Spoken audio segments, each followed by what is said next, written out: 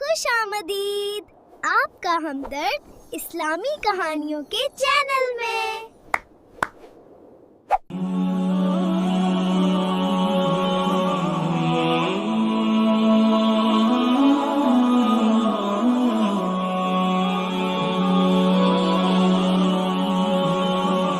ایک بادشاہ تھا جس کی 7 بیٹیاں تھیں۔ وہ اپنی بیٹیوں سے بہت محبت کرتا تھا، پر اس کو لگتا تھا وہ بادشاہ ہے، وہی سب کو کھانے پینے کو دیتا ہے۔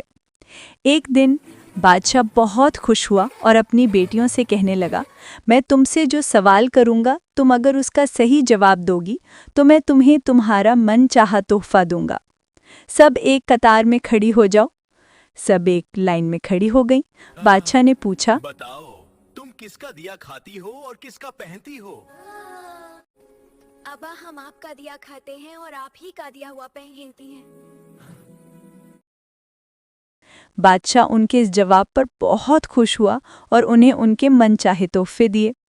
سب سے چھوٹی بیٹی سے پوچھا تو اس نے جواب دیا، ابا میں اللہ کا دیا کھاتی ہوں اور اللہ کا دیا پہنتی ہوں۔ بادشاہ اس کے جواب پر بہت حیرت زدہ ہوا اور بہت طیش میں آ گیا۔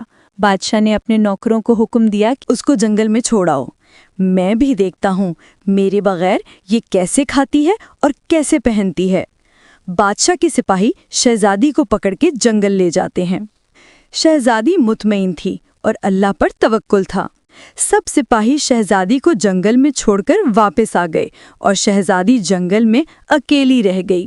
دوپہر سے شام ہو گئی تو شہزادی نے سوچا کیوں نہ رات کے لیے لکڑیاں اکٹھی کر لی جائیں۔ لکڑیوں کی تلاش میں جب شہزادی نکلی تو اسے جنگل میں ایک جھونپڑی نظر آئی اور اندر سے کھانسنے کی آواز آ رہی تھی۔ شہزادی پہلے تو بہت حیران ہوئی کہ ویران جنگل میں جھونپڑی کیسے؟ پھر وہ جھونپڑی کے اندر داخل ہوئی تو دیکھتی ہے کہ ایک بوڑھا ضعیف چارپائی پر لیٹا کھانس رہا ہے اور کھانستے کھانستے پانی پانی پکارا رہا ہے۔ شہزادی نے ادھر ادھر نگاہیں دوڑائیں تو اسے ایک طرف پانی کا گھڑا ملا۔ اس نے اس میں سے بوڑھے کو پانی پلایا اور جھونپڑی کی صاف صفائی کر دی۔ بوڑھا پانی پینے کے بعد شہزادی سے پوچھنے لگا، بیٹا تم کون ہو، یہاں کیا کر رہی ہو؟ میں شہزادی امنا ہن مجھے محل سے نکال دیا ہے۔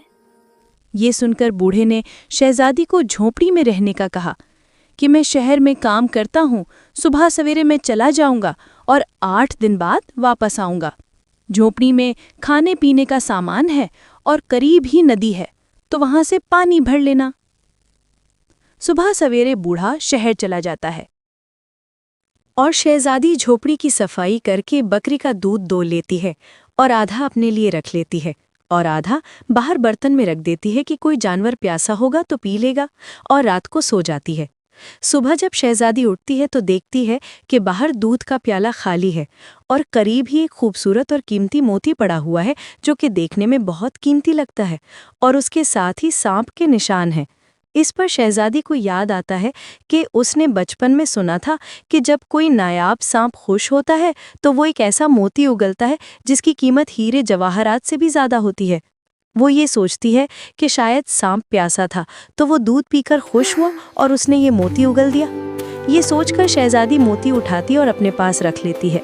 پھر اگلی شام شہزادی دوبارہ پیالے میں دودھ ڈال کر رکھ دیتی ہے اور صبح پھر سے اسے ایک موتی مل جاتا ہے۔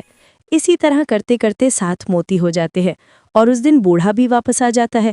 بوڑھے کے واپس آنے پر شہزادی اسے سارا ماجرا بتاتی ہے اور 3 موتی اسے دے دیتی ہے اور 4 موتی اپنے گلے میں ہار بنا کر پہن لیتی ہے، اور بوڑھے کو کہتی ہے کہ یہ موتی صبح شہر میں جا کر بیچ دینا اور واپسی پر اپنے ساتھ محل بنانے والے مزدور بھی لے آنا۔ اگلے روز بوڑھا مزدوروں کو لے آتا ہے۔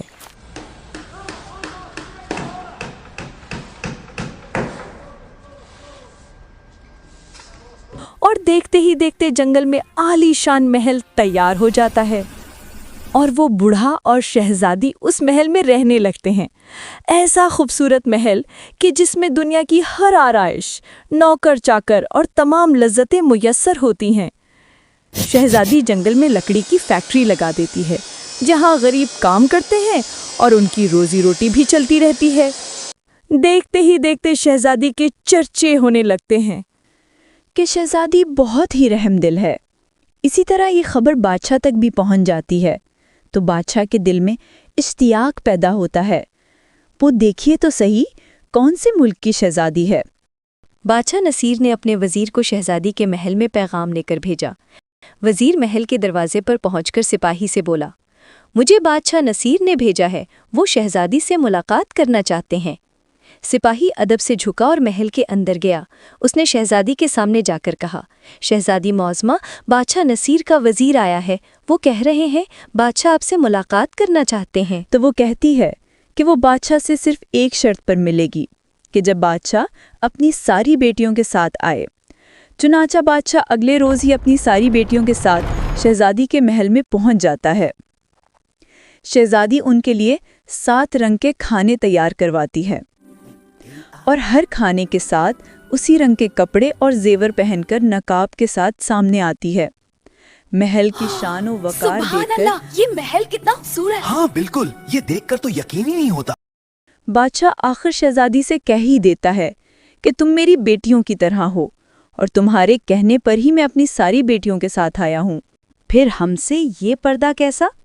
बहुत इसरार पर शहजादी मान जाती है और कहती है कि ठीक है, मैं तैयार होकर आती हूँ। कुछ देर बाद बादशाह देखता है कि दूर से कोई पुराने कपड़ों में उसकी तरफ आ रहा है।